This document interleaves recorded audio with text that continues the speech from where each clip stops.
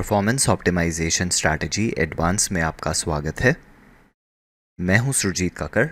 हमारे products and services की अधिक जानकारी के लिए आप हमारी वेबसाइट www.surjeetkakar.com पर जा सकते हैं। आगे बढ़ने से पहले कृपया सुनिश्चित करें कि आप ये डिस्क्लोजर ज़रूर पढ़ें।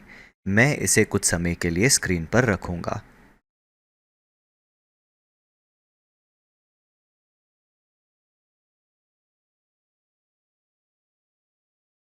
Performance optimisation strategy advance part 2।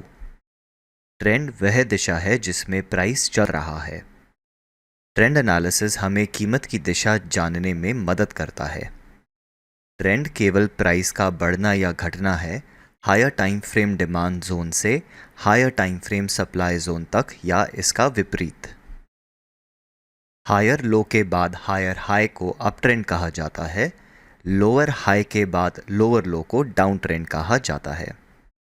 अब हम सीखेंगे कि डिमांड और सप्लाई जोन की वायलेशन से ट्रेंड की पहचान कैसे करें।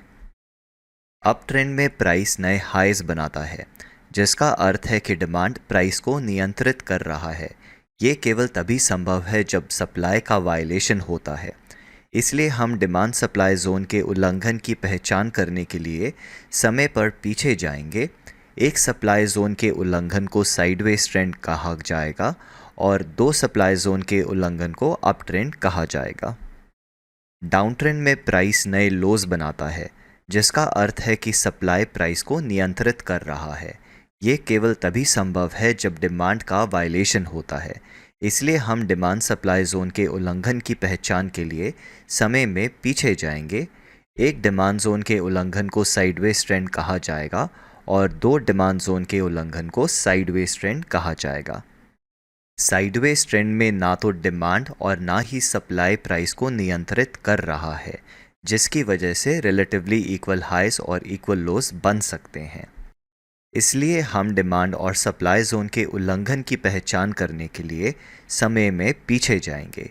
एक डिमांड और एक सप्लाई के उल्लंघन को साइडवेज ट्रेंड कहा जाएगा। इंटरमीडिएट टाइम फ्रेम पर दो सप्लाई जोन के उल्लंघन को अप ट्रेंड माना जाएगा। इंटरमीडिएट टाइम फ्रेम पर एक डिमांड और एक सप्लाई के उल्लंघन या इसके विपरीत एक सप्लाई और एक डिमांड के उल्लंघन को साइडवेज ट्रेंड माना जाएगा।